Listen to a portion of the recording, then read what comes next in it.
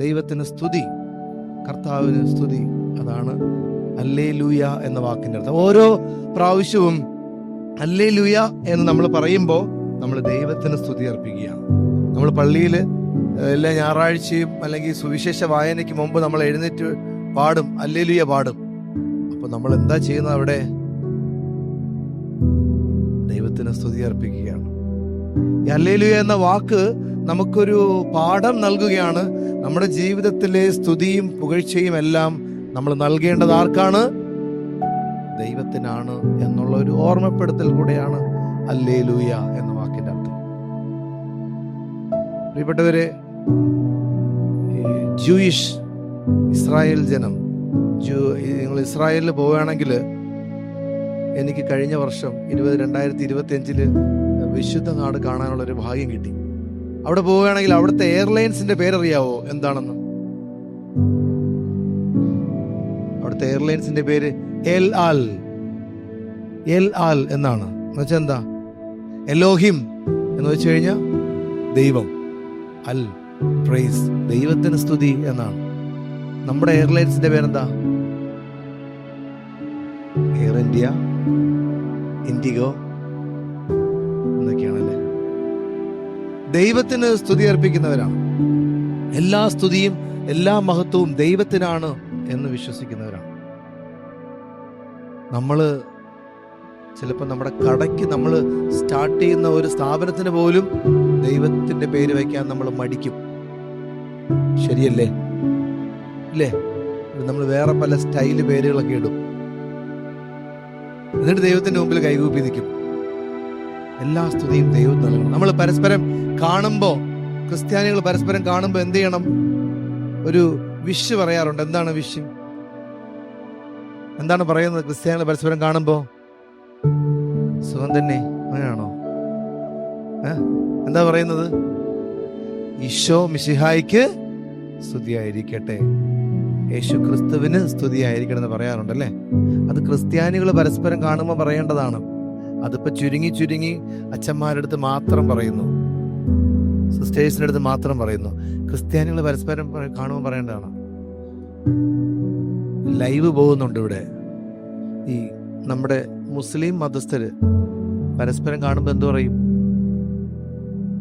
അവര് പരസ്പരം വിഷയും. പരസ്പരം കാണുമ്പം അസ്സലാമു അലൈക്കും, സമാധാനം, ദൈവത്തിന്റെ സമാധാനം നിന്റെ കൂടെ ഉണ്ടായിരിക്കട്ടെ, അസ്സലാമു അലൈക്കും, വഅലൈക്കും അസ്സലാം. അവർ ചോദിച്ചറിയും, അതെ നിനക്കും സമാധാനം ഉണ്ടാകട്ടെ എന്ന് പറയും. അപ്പോ ദൈവത്തിനെ സ്തുതിക്കണം എന്നാണ് ഇതൊക്കെ നമ്മളെ പഠിപ്പിക്കുന്നത്. പ്രിയപ്പെട്ടവരെ,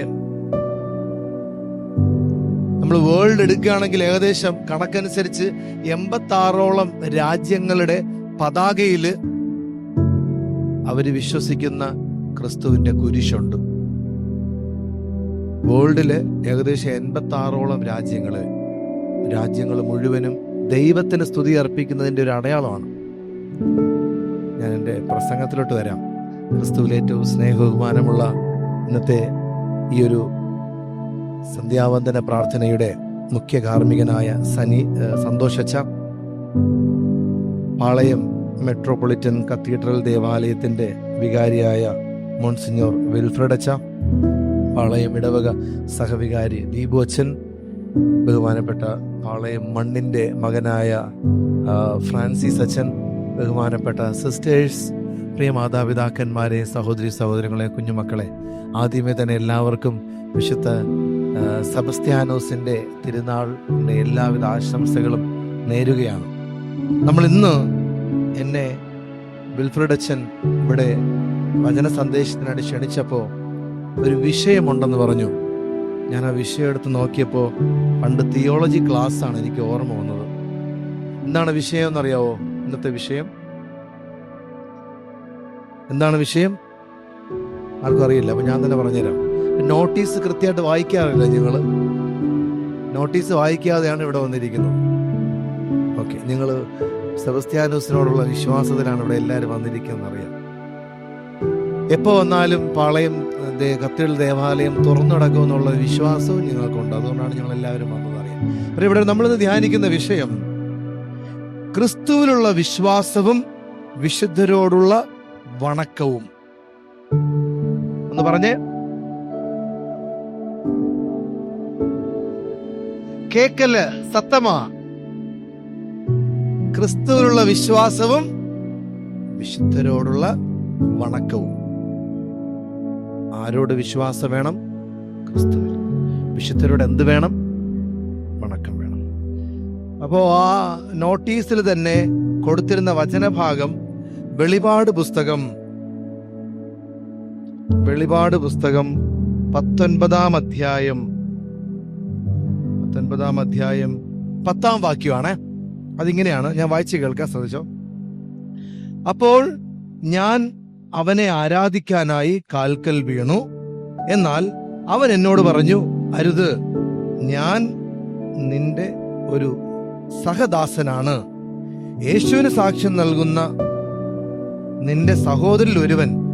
നീ ദൈവത്തെ ആരാധിക്കുക. യേശുവിനുള്ള സാക്ഷ്യമാണ് പ്രവചനത്തിന്റെ ആത്മാവ്. Hallelujah, hallelujah. പ്രിയപ്പെട്ടവരെ, ഈ വചനം എന്താണെന്ന് മനസ്സിലാക്കണമെങ്കിൽ ഇതിന് മുമ്പോട്ടുള്ള വചനം നമ്മൾ മനസ്സിലാക്കണം. ആ വചനത്തിന്റെ പാരഗ്രാഫ് തുടങ്ങുന്നത് ഇങ്ങനെയാണ്: സിംഹാസനത്തിൽ നിന്നും. വെളിപാട് പുസ്തകമാണ്. അപ്പോൾ കറക്റ്റ് ലിറിക്കലായിട്ടുള്ള മീനിങ് എടുക്കരുത്. ആ ഓരോ വാക്കുകൾക്കും സഭയുടെ അപ്പോഴത്തെ ജീവിതാവസ്ഥയായിട്ട് ബന്ധമുള്ളതാണ് ഓരോ വാക്കുകളും. സിംഹാസനത്തിൽ നിന്ന് ഒരു സ്വരം കേട്ടു, ദൈവത്തിന്റെ ദാസരും അവിടുത്തെ ഭയപ്പെടുന്നവരും ചെറിയവരും വലിയവരുമായ ഞങ്ങളെല്ലാവരും നമ്മുടെ ദൈവത്തെ സ്തുതിക്കുവിൻ. നമ്മൾ എന്ത് ചെയ്യണം? ആരാ സ്തുതിക്കേണ്ടത്? ദൈവത്തെ സ്തുതിക്കണം. വചനം വളരെ ക്ലിയർ ആണ്. പിന്നെ വലിയ ജനക്കൂട്ടത്തിന്റെയും പെരുവെള്ളത്തിന്റെയും ഗംഭീരമായ ഇടിമുഴക്കത്തിന്റെയും ശബ്ദം പോലെയുള്ള ഒരു സ്വരം ഞാൻ കേട്ടു, ഹല്ലേലൂയാ. വചനം പറയാണ്, ഒരു സ്വരം ഞാൻ കേട്ടു, ഹല്ലേലൂയാ. That means praise the lord എന്ന് പറയുന്ന സ്വരം ഞാൻ കേട്ടു. സർവശക്തനും നമ്മുടെ ദൈവവുമായ കർത്താവ് വാഴുന്നു. കർത്താവാണ് വാഴുന്നവൻ. കർത്താവാണ് നമ്മളെ വാഴിക്കുന്നവൻ. നമുക്ക് ആനന്ദിക്കാം, ആഹ്ലാദിച്ച് ആർപ്പ് വിളിക്കാം, അവിടത്തേക്ക് മഹത്വം നൽകാം. അപ്പോ മഹത്വം നൽകേണ്ടത് ആർക്കാണ്? ദൈവത്തിന്. എന്തെന്നാൽ കുഞ്ഞാടിന്റെ വിവാഹം സമീപിച്ചിരിക്കുന്നു. അവിടുത്തെ മണവാട്ടി അണിഞ്ഞൊരുങ്ങി കഴിഞ്ഞു. ആരാണ് ഈ കുഞ്ഞാട്? യേശുക്രിസ്തു. നമുക്കായി ബലിയർപ്പിക്കപ്പെട്ട കുഞ്ഞാടായ യേശുക്രിസ്തു വിവാഹത്തിനായി ഒരുങ്ങിയിരിക്കുന്നു എന്ന് വെച്ച് കഴിഞ്ഞാൽ നമ്മളെല്ലാവരെയും വിവാഹ വിരുന്ന്, ഈ കുർബാനയാകുന്ന വിവാഹ വിരുന്നിന് നമ്മളെല്ലാവരും വിളിക്കുകയാണ്, ക്ഷണിക്കുകയാണ്. അണിഞ്ഞൊരുങ്ങി അവിടുത്തെ മണവാട്ടി അണിഞ്ഞൊരുങ്ങിക്കഴിഞ്ഞു. ആരാണ് ഈ മണവാട്ടി? സഭ. നമ്മളാകുന്ന സഭ. നമ്മളാണ് മണവാട്ടി. ക്രിസ്തുവാകുന്ന മണവാളൻ. നമ്മൾ ഓരോരുത്തരും മണവാട്ടികളാണ്. നമ്മൾ ഓരോരുത്തരും നമ്മൾ അണിഞ്ഞൊരുങ്ങിയിരിക്കുകയാണ്. ശോഭയേറിയതും നിർമ്മലവുമായ മൃദുല വസ്ത്രം ധരിക്കാനുള്ള അനുഗ്രഹം അവൾക്ക് നൽകപ്പെട്ടിരിക്കുന്നു. അപ്പൊ നമുക്ക് സാധാരണ വസ്ത്രമല്ല, ശോഭയേറിയ നിർമ്മലമായ മൃദുലമായ വസ്ത്രം ധരിക്കാനുള്ള അനുഗ്രഹം നമുക്ക് നൽകപ്പെട്ടിരിക്കുകയാണ്. ആ വസ്ത്രം വിശുദ്ധരുടെ സൽപ്രവർത്തികളാണ്. നിങ്ങളിപ്പോൾ അണിഞ്ഞിരിക്കുന്നത് ശോഭയേറിയതും മൃദുലവുമായ വസ്ത്രമാണോ? അല്ല. സഭയിലെ അവന്റെ മണവാട്ടിയായ സഭയില് ശോഭയേറിയതും മൃദുലവുമായ വസ്ത്രം, ആ വസ്ത്രം വിശുദ്ധരുടെ സൽപ്രവൃത്തികളിലൂടെയാണ്. സ്വന്തം സൽപ്രവൃത്തികളിലൂടെ, വിശ്വാസ പ്രഖ്യാപനത്തിലൂടെ ആ വസ്ത്രം ധരിച്ചിരിക്കുന്ന വ്യക്തിയാണ് നിങ്ങളിന്ന് വണങ്ങുന്ന വിശുദ്ധ സെബസ്ത്യാനോസ്. നമ്മളെല്ലാവരും ആ വസ്ത്രം ധരിക്കുവാനുള്ള ഒരു ഓട്ടത്തിലാണ്. ദൂതൻ എന്നോട് പറഞ്ഞു, എഴുതുക, കുഞ്ഞാടിന്റെ വിവാഹ വിരുന്നിന് വിളിക്കപ്പെട്ടവർ ഭാഗ്യവാന്മാർ. അവർ വീണ്ടും പറഞ്ഞു, ഇവ ദൈവത്തിന്റെ സത്യവചനങ്ങളാണ്. അപ്പോൾ ഞാൻ അവനെ ആരാധിക്കാനായി ഈ ദൂതനെ ആരാധിക്കാനായി കാൽക്കലിലേക്ക് വീണപ്പോ ദൂതൻ പറഞ്ഞു, ഞാൻ നിന്നെപ്പോലെ ഒരു സഹദാസനാണ്. നീ എന്റെ മുമ്പിലല്ല വീഴേണ്ടത്. നീ ആരുടെ മുമ്പിലാ വീഴേണ്ടത്? നീ ദൈവത്തിൻ്റെ മുമ്പിലാണ് വീഴേണ്ടത്. നമ്മുടെ ആരാധനയും സ്തുതികളുമൊക്കെ നമ്മൾ നൽകേണ്ടത് ദൈവത്തിനാണ്. പ്രിയപ്പെട്ടവരെ, നമ്മുടെ ജീവിതം ഒരു സിനിമയാണെങ്കിൽ, ആ സിനിമയിലെ നായകൻ ആരായിരിക്കണം? ഉറക്കെ പറ. യേശു ക്രിസ്തു ആയിരിക്കണം നായകൻ. നായിക ആരായിരിക്കണം?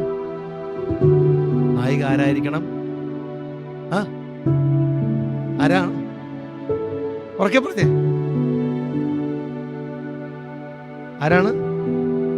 ഐശ്വര്യ റായോ? സഭ. Very good.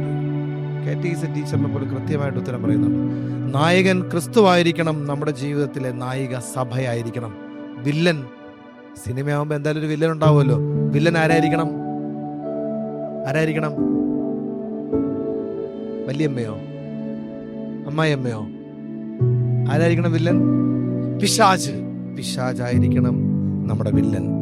നാം നായകനാകുന്ന ക്രിസ്തു നായികയാകുന്ന സഭയോട് ചേർന്നിരിക്കണം. നമ്മൾ അതുപോലെ നമ്മുടെ നായകനും സഭയോട് ചേർന്ന് നിൽക്കാനായിട്ട് തടസ്സമായിരിക്കുന്ന പിശാചിനെ തരണം ചെയ്ത് വിശുദ്ധ സെബസ്ത്യാനോസ് സ്വന്തം ജീവിതത്തിലൂടെ ചെയ്ത് അതിനാണ് സഭയോട് ചേർന്ന്, ക്രിസ്തുവിനോട് ചേർന്ന് നല്ലൊരു സഭയുടെ സാക്ഷ്യമായിട്ട് മാറിയ വ്യക്തിയാണ് വിശുദ്ധ സെബസ്ത്യാനോസ്. പ്രിയപ്പെട്ടവരെ, യെശയ്യാ പ്രവാചകന്റെ പുസ്തകം 43 അധ്യായം 1 മുതൽ 4 വരെയുള്ള വാക്യങ്ങൾ ഇപ്രകാരം പറയുന്നു: യാക്കോബേ, നിന്നെ സൃഷ്ടിക്കുകയും ഇസ്രായേലെ, നിന്നെ രൂപപ്പെടുത്തുകയും ചെയ്ത കർത്താവ് അരുളി ചെയ്യുന്നു, ഭയപ്പെടേണ്ട, ഞാൻ നിന്നെ രക്ഷിച്ചിരിക്കുന്നു, നിന്നെ പേര് ചൊല്ലി വിളിച്ചിരിക്കുന്നു, നീ എന്റേതാണ്. സമുദ്രത്തിലൂടെ കടന്നു പോകുമ്പോൾ ഞാൻ നിന്നോട് കൂടെ ഉണ്ടായിരിക്കും. നദികൾ കടക്കുമ്പോൾ അത് നിന്നെ മുക്കിക്കളയുകയില്ല. അഗ്നിയിലൂടെ നടന്നാലും നിനക്ക് പൊള്ളലേൽക്കുകയില്ല. ജ്വാല നിന്നെ ദഹിപ്പിക്കുകയില്ല. ഞാൻ നിന്റെ ദൈവമായ കർത്താവും രക്ഷകനും ഇസ്രായേലിന്റെ പരിശുദ്ധനുമാണ്. വചനം വായിക്കുമ്പോൾ വളരെ കോൺഫിഡൻസ് നൽകുന്ന ഒരു ദൈവത്തെ നമുക്ക് കാണാൻ സാധിക്കും. പ്രിയപ്പെട്ടവരെ, catechism of the Catholic church, സഭയുടെ വിശ്വാസ പ്രബോധന ഗ്രന്ഥമാണ് CCC, catechism of the Catholic church. അതില് 1996 മുതൽ 1997 വരെ 2096 മുതൽ 2097 വരെയുള്ള ഖണ്ഡികകളിൽ പറയുന്നത് ആരാധന സൃഷ്ടാവായ ദൈവത്തിനാണ് നൽകേണ്ടത്. ആരാധനയും സ്തുതിയും രക്ഷകനായ ക്രിസ്തുവിനാണ് നൽകേണ്ടത്. ആരാധനയും സ്തുതിയും പരിശുദ്ധാത്മാവായ ദൈവത്തിനാണ് നൽകേണ്ടത്. യെശയ്യാ പ്രവാചകന്റെ പുസ്തകം 42 അധ്യായം 8 വാക്യം പറയുന്നു: ഞാനാണ് കർത്താവ്, അതാണ് എൻ്റെ നാമം, എൻ്റെ മഹത്വം, ഞാൻ മറ്റാർക്കും അത് നൽകിയിട്ടില്ല. എൻ്റെ സ്തുതി കൊത്തു വിഗ്രഹങ്ങൾക്ക് കൊടുക്കുകയുമില്ല. വിഗ്രഹങ്ങളെ അല്ല ഞങ്ങൾ ആരാധിക്കേണ്ടത്, പിതാവും പുത്രനും പരിശുദ്ധാത്മാവുമായ ദൈവത്തെയാണ് നമ്മൾ ആരാധിക്കേണ്ടത്. വചനം പറയുന്നു.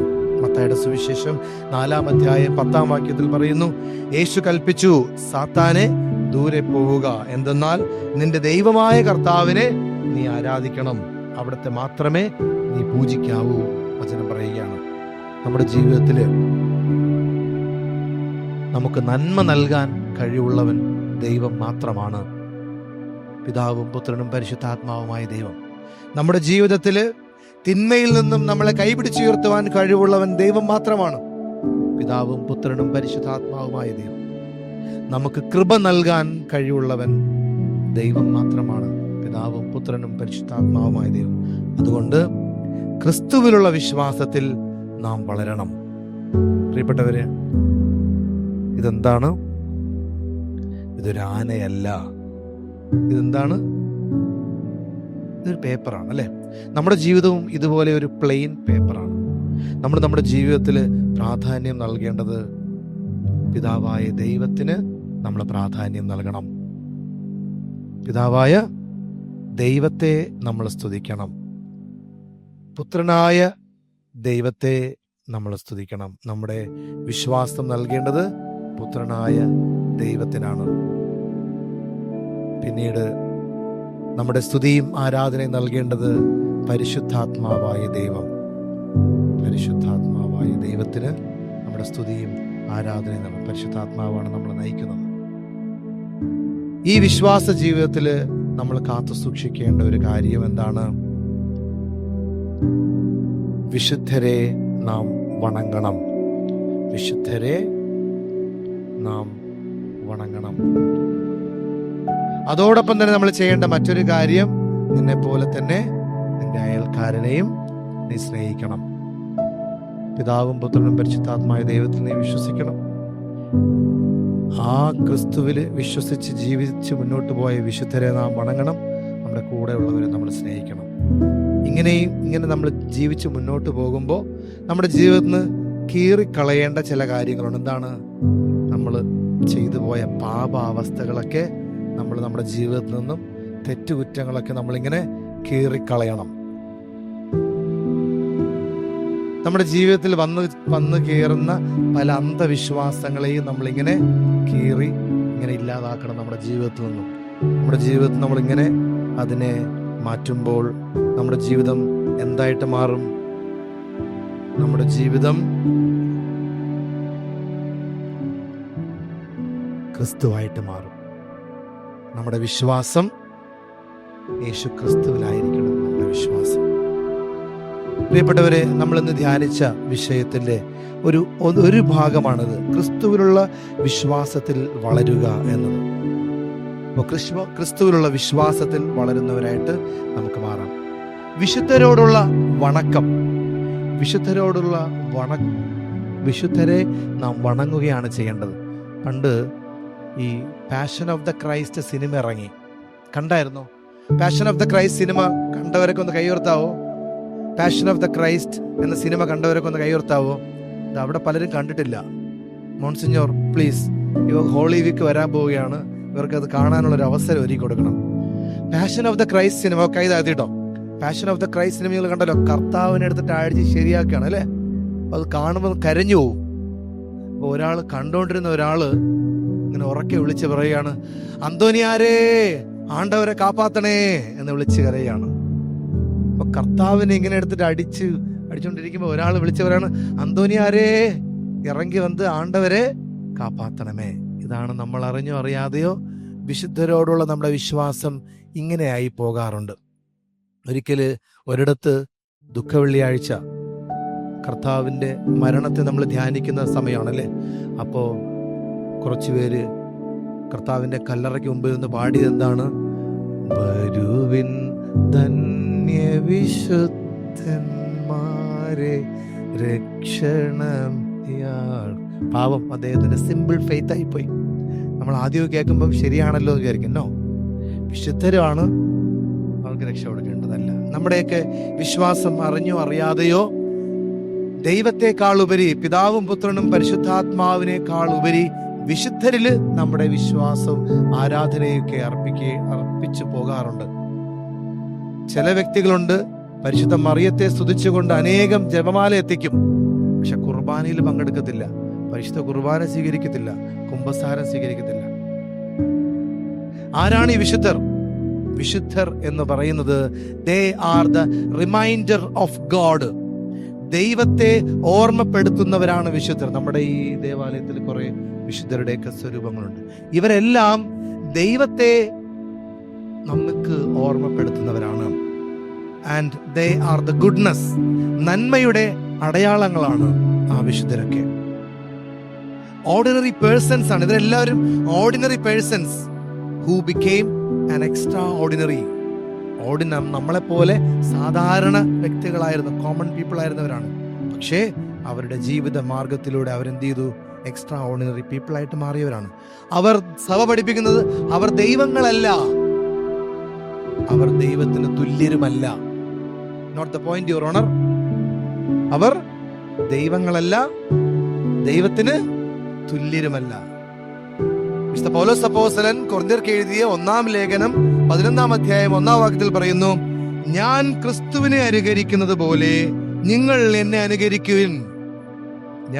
പൗലോസ് അപ്പോസ്തലൻ പറയാണ്, ഞാൻ ക്രിസ്തുവിനെ അനുകരിക്കുന്നത് പോലെ നിങ്ങൾ എന്നെ അനുകരിക്കുവിൻ. നമുക്ക് അനുകരിക്കാനായിട്ട്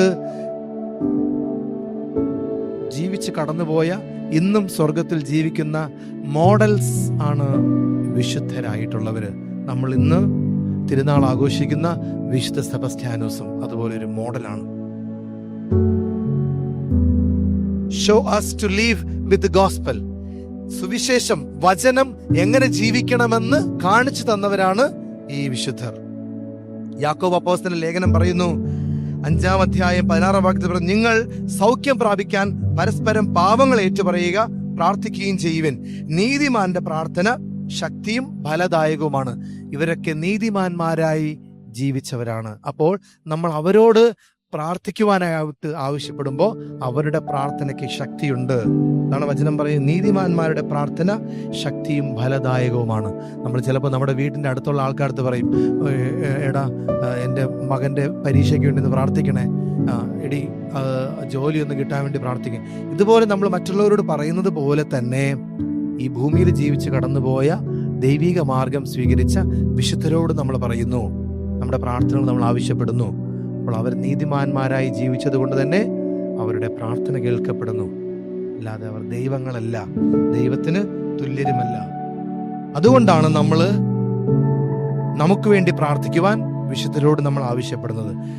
catechism of the Catholic church, സഭയുടെ മതബോധന ഗ്രന്ഥം 946 മുതൽ 962 വരെയുള്ള ഭാഗങ്ങൾ പറയുന്നത്, നാം വിശുദ്ധരെ ആരാധിക്കുകയല്ല ചെയ്യേണ്ടത്, വണങ്ങുകയാണ് ചെയ്യേണ്ടത്. നമ്മുടെ വിശ്വാസ ജീവിതം നമ്മൾ അറിഞ്ഞിരിക്കേണ്ട 3 വാക്കുകളുണ്ട്. ലാത്രിയ പറഞ്ഞേ, ലാത്രിയ പറഞ്ഞേ, ഉറക്കെ പറഞ്ഞേ, ഒന്നും കഴിച്ചില്ലേ? ലാത്രിയ പറഞ്ഞേ, ധൂളിയ, ഹൈപ്പർ ധൂളിയ. അച്ഛൻ എന്തൊക്കെയോ വിളിച്ച് പറയുന്നു, അച്ഛനെ അറിയാന്നുള്ള കൂട്ടുകാരുടെ പേരൊക്കെയാണ് പറയുന്നതാണ് നിങ്ങൾ വിചാരിക്കുന്നത്. അല്ല, സഭ വിശ്വാസ ജീവിതവുമായിട്ട് നമുക്ക് നൽകിയിരിക്കുന്ന 3 ടേമുകളാണ്. ലാത്രിയ എന്ന് പറഞ്ഞു കഴിഞ്ഞാൽ വർഷിപ്പ്, ആരാധന. ലാത്രിയ അത് നൽകേണ്ടത് ആർക്കാണ്? വർഷിപ്പ് നൽകേണ്ടത്, ആരാധന നൽകേണ്ടത് ആർക്കാണ്? പിതാവും പുത്രനും പരിശുദ്ധാത്മാവുമായ ത്രിയേക ദൈവത്തിനാണ്. നെക്സ്റ്റ്, ധൂളിയ. ധൂളിയ എന്ന് വെച്ചാൽ എന്താണ്? വെനറേഷൻ, വണക്കം. അത് നൽകേണ്ടത് ആർക്കാണ്? അത് നൽകേണ്ടത് ആർക്കാണ്? വിശുദ്ധർക്ക്. ധൂളിയ, വെനറേഷൻ, വണക്കം. വിശുദ്ധർക്ക് നൽകേണ്ടത് വണക്കമാണ്. ഹൈപ്പർ ധൂളിയ എന്ന് വെച്ചാൽ എന്താ? സ്പെഷ്യൽ വെനറേഷൻ എന്ന് വെച്ചാൽ എന്താ? പ്രത്യേക വണക്കം. അത് നൽകേണ്ടത് ആർക്കാണ്? മാതാവിന്, പരിശുദ്ധ മറിയത്തിന്. സോ ദൈവത്തെ ആരാധിക്കുക, വിശുദ്ധരെ വണങ്ങുക, അവരെ മാതൃകയാക്കുക. ഇതാണ് സഭ നമ്മളെ പഠിപ്പിക്കുന്നത്. ദാറ്റ് മീൻസ് ഞാനിവിടെ വിശുദ്ധരെ കുറച്ച് കാണുകയല്ല, വിശുദ്ധരെ തീരെ ലോ ലെവലിൽ നിങ്ങൾ കാണണം എന്നല്ല ഞാൻ ഉദ്ദേശിക്കുന്നത്. പ്രിയപ്പെട്ടവരെ, ഇത് സെയിന്റ് ജോസഫിന്റെ നാമധേയത്തിലുള്ള കത്തീഡ്രൽ ദേവാലയമാണ്. സെയിന്റ് ജോസഫ് എന്ന് പറയുന്ന വിശുദ്ധൻ എല്ലാ പിതാക്കന്മാർക്കും, ഓൾ ഫാദേഴ്സ്, എല്ലാ പിതാക്കന്മാർക്കും ഒരു മാതൃകയാണ്. നീതിപൂർവം ജീവിക്കുവാനും, ഭാര്യയെ സ്നേഹിക്കുവാനും, മകനെ വളർത്തുവാനും, പ്രതിസന്ധികൾ ഉണ്ടാകുമ്പോഴും തടസ്സങ്ങൾ ഉണ്ടാകുമ്പോഴും ദൈവം പറയുന്നതനുസരിച്ച് കുടുംബവുമായിട്ട് മുന്നോട്ട് പോകുവാനുമായിട്ടൊക്കെയുള്ള നല്ലൊരു മാതൃകയാണ് ആര് നൽകുന്നത്? സെയിന്റ് ജോസഫ് നൽകുന്നത്. ആ മാതൃക നമ്മൾ സ്വീകരിച്ച് മുന്നോട്ട് പോകണം. പരിശുദ്ധ കന്യകാമറിയം, പരിശുദ്ധ കന്യകാമറിയം എല്ലാ അമ്മമാർക്കും ഒരു മാതൃകയാണ്. ദൈവത്തിന്റെ ഹിതമനുസരിച്ച് ഈ ഭൂമിയിൽ ജീവിക്കുവാൻ, മക്കളെ ദൈവ ഇഷ്ടമനുസരിച്ച് വളർത്തുവാൻ, ജ്ഞാനത്തിലും പ്രായത്തിലും ദൈവഹിതമനുസരിച്ച് വളർത്തിയതുപോലെ മക്കളെ അതനുസരിച്ച് വളർത്തുവാൻ, ദൈവത്തിന്റെ ഹിതം നിറവേറ്റുവാൻ സമർപ്പിക്കുവാനുള്ള ഒരു മാതൃക പരിശുദ്ധ മറിയം നമുക്ക് കാണിച്ചു തരുന്നുണ്ട്. ആ മാതൃക സ്വീകരിച്ചുകൊണ്ട് നമ്മൾ മുന്നോട്ട് പോകണം. ഇനി യുവാക്കളായിട്ടുള്ള വ്യക്തികളുണ്ട്. യുവാക്കൾക്ക് അവരുടെ യുവജനങ്ങൾക്ക് അവർ യുവജനങ്ങളായിരിക്കുമ്പോൾ വളരാൻ സഹായിക്കുന്ന ഒത്തിരിയേറെ വിശുദ്ധരുണ്ട്, മാതൃകയുണ്ട്. ആ വിശുദ്ധരെ ഹൃദയത്തോട് ചേർത്ത് പിടിച്ചുകൊണ്ട് അവർ മുന്നോട്ട് പോകണം. കുട്ടികൾ നല്ല കുട്ടികളായിരിക്കുമ്പോൾ എങ്ങനെയാണ് വളരേണ്ടത്, എങ്ങനെയാണ് ബൈബിൾ വായിക്കേണ്ടത്, പള്ളി പോകേണ്ടത്, പ്രാർത്ഥിക്കേണ്ടതെന്നൊക്കെ പഠിപ്പിച്ചു കൊടുത്ത ഒത്തിരി കുഞ്ഞു വിശുദ്ധരുണ്ട്. അവരെയൊക്കെ മാതൃകയാക്കി മുന്നോട്ട് പോകണം. ആതുര സേവനത്തിൽ എങ്ങനെയാണ് ചെയ്യേണ്ടതെന്ന് അതിന് സഹായമായ ഒത്തിരി വിശുദ്ധരുണ്ട്. വചനപ്രഘോഷണം എങ്ങനെയാണ് ചെയ്യേണ്ടത്, അതിന് മാതൃക നൽകി കടന്നുപോയ വിശുദ്ധരുണ്ട്. ഇനി നമ്മുടെ കാവൽ മാലാഖമാര്, ഏഞ്ചൽസ്. സത്യം പറഞ്ഞ ആ ഏഞ്ചൽസ് നമ്മുടെ കൂടെ, അവരെ നമ്മൾ കൂടെ ചേർത്ത് പിടിച്ചു കഴിഞ്ഞാൽ പിന്നെ ഒരു പോലീസിന്റെയും ഒരു പട്ടാളത്തിന്റെയും ഒരു സെക്യൂരിറ്റിയുടെ ആവശ്യമില്ല. പ്രിയപ്പെട്ടവരെ, നമുക്ക് ഇന്നത്തെ സമൂഹത്തിൽ നമ്മുടെ വിശ്വാസ ജീവിതം നമുക്ക് കൃത്യമായിട്ട് വിശ്വസിച്ച് മുന്നോട്ട് പോകാം. കൃത്യമായ വിശ്വാസമാണ് ഇന്ന് ധ്യാനിക്കുവാനായിട്ട് ഈ സെബസ്ത്യാനോസ് തിരുനാളിനോട് ധ്യാനിക്കലോട് നമുക്ക് നൽകിയിരിക്കുന്നത്. എന്താണ്? ദൈവത്തിലുള്ള വിശ്വാസവും വിശുദ്ധരോടുള്ള വണക്കവും. ക്രിസ്തുവിലുള്ള വിശ്വാസവും വിശുദ്ധരോടുള്ള വണക്കവും. പക്ഷേ ഇന്ന് നമ്മൾ അറിഞ്ഞോ അറിയാതെയോ നമ്മുടെ വിശ്വാസവും വണക്കവുമൊക്കെ പല രാഷ്ട്രീയ പ്രസ്ഥാനങ്ങളിലാണ് നമ്മൾ വിശ്വസിക്കുന്നത്. പലവിധമായ പ്രത്യയശാസ്ത്രങ്ങളിലാണ് നമ്മൾ വിശ്വസിക്കുന്നത്. പലവിധമായ വ്യക്തികളിലാണ് നമ്മുടെ വിശ്വാസവും വണക്കവും ഒക്കെ. ഫുട്ബോൾ താരങ്ങളോടും ക്രിക്കറ്റ് താരങ്ങളോടും സിനിമാ താരങ്ങളോടൊക്കെയാണ് നമ്മുടെ വിശ്വാസവും നമ്മുടെ വണക്കവും ഒക്കെ പോകുന്നത്. അല്ല, ദൈവത്തിൽ വിശ്വസിക്കുക, വിശുദ്ധരെ മാതൃകയാക്കി വണങ്ങി മുന്നോട്ട് പോവുക. Give value for God. നീ നിന്റെ ജീവിതത്തിൽ ദൈവത്തിന് വാല്യൂ കൊടുക്കുക, മൂല്യം കൊടുക്കുക, പ്രാധാന്യം കൊടുക്കുക. God will value U. ദൈവം നിന്നെ വിലമതിക്കും, നിന്നെ വിലയുള്ളവനായിട്ട് കാണും. നമ്മുടെ ജീവിതത്തിൽ നമ്മൾ അറിഞ്ഞോ അറിയാം, ഇന്ന് നമ്മൾ വാല്യൂ കൊടുക്കുന്ന എന്തിനാണ്? സീരിയൽ, സിനിമ, കളി, സോഷ്യൽ മീഡിയ, റീൽസ്, മറ്റ് നമ്മുടേതായ മദ്യപാനം, മയക്കുമരുന്ന്, ഓരോരുത്തരുടെയും വ്യക്തിപരമായ താല്പര്യങ്ങൾക്കും സുഖങ്ങൾക്കുമാണ് നമ്മൾ ഇന്ന് വാല്യൂ കൊടുക്കുന്നത്. നോ, ദൈവത്തിന് ഗീവ് വാല്യൂ ടു ഗോഡ്. ദൈവം നിന്നെ വാല്യൂ ഉള്ളവനായി ദൈവം നിന്നെ കാണും. എന്താണ്? ദൈവത്തിൽ വിശ്വാസം അർപ്പിക്കുക, വിശുദ്ധരെ വണങ്ങി അവരെ മാതൃകയാക്കുക. നിങ്ങളുടെ ജീവിതത്തിന്റെ പ്രയാസമുള്ള നിമിഷങ്ങളിൽ യഥാർത്ഥ സമാധാനം നിങ്ങൾക്ക് ലഭിക്കുന്നത് മറ്റിടങ്ങളിലല്ല. പിതാവും പുത്രനും പരിശുദ്ധാത്മാവായ ദൈവമാണ് നിനക്ക് യഥാർത്ഥ സമാധാനം നൽകുന്നത്. നിങ്ങളുടെ ജീവിതത്തിന്റെ പ്രധാനപ്പെട്ട തീരുമാനങ്ങൾ എടുക്കുമ്പോൾ പിതാവും പുത്രനും പരിശുദ്ധാത്മാവുമായ ദൈവത്തിന്റെ അടുക്കിലേക്ക് വരിക, വിശ്വസിക്കുക. നിങ്ങളുടെ ഓരോ ദിവസവും ആരംഭിക്കുമ്പോഴും അവസാനിക്കുമ്പോഴും ഈ നമുക്ക് മുമ്പേ ജീവിച്ച് കടന്നുപോയ വിശുദ്ധരുടെ മാതൃകയാണോ ഞാൻ പിൻചെല്ലുന്നത് എന്ന് ആത്മശോധന ചെയ്യുക. പാപത്തിന്റെ കുഴിയിൽ വീണു പോകുമ്പോഴും പിതാവും പുത്രനും പരിശുദ്ധാത്മാവും നിന്നെ പിടിച്ചുയർത്താനായിട്ട് കുമ്പസാരക്കൂട്ടിലുണ്ട്, വചനത്തിലുണ്ട്, പരിശുദ്ധ കുർബാനയിലുണ്ട്. വിശ്വാസത്തോടെ അവിടുത്തെ മുമ്പിലേക്ക് വരിക. യേശുക്രിസ്തു തൻ്റെ രക്തം നൽകി നമ്മളെ, തൻ്റെ ജീവൻ നൽകി നമ്മളെ രക്ഷിച്ചു. ആ യേശുവിനെ വിശ്വസിക്കുക. വിശുദ്ധർ സ്വന്തം ജീവിത മാതൃകയിലൂടെ ജീവിച്ചു കാണിച്ചു. അവരെ നിങ്ങൾ വണങ്ങുക. ഓർക്കുക, ഈ ലോകം നമുക്ക് അറിവ് നൽകുന്നുണ്ട്, തിരിച്ചറിവ് നൽകുന്നില്ല. ഈ ലോകം നമുക്ക് ബോധം നൽകുന്നുണ്ട്, ബോധ്യങ്ങൾ നൽകുന്നില്ല. തിരിച്ചറിവ്, യഥാർത്ഥ തിരിച്ചറിവ് കർത്താവായ യേശുക്രിസ്തുവിനാണ്. യഥാർത്ഥ ബോധ്യങ്ങൾ ലഭിക്കുന്നത് വിശുദ്ധരിലൂടെയാണ്. അതുകൊണ്ട് നമുക്ക് ക്രിസ്തുവിനെ വിശ്വാസമുള്ളവരായിട്ട് വിശ്വസിക്കാം, വിശുദ്ധരെ വണങ്ങുന്നവരായിട്ട് മാറാം. ആമേൻ.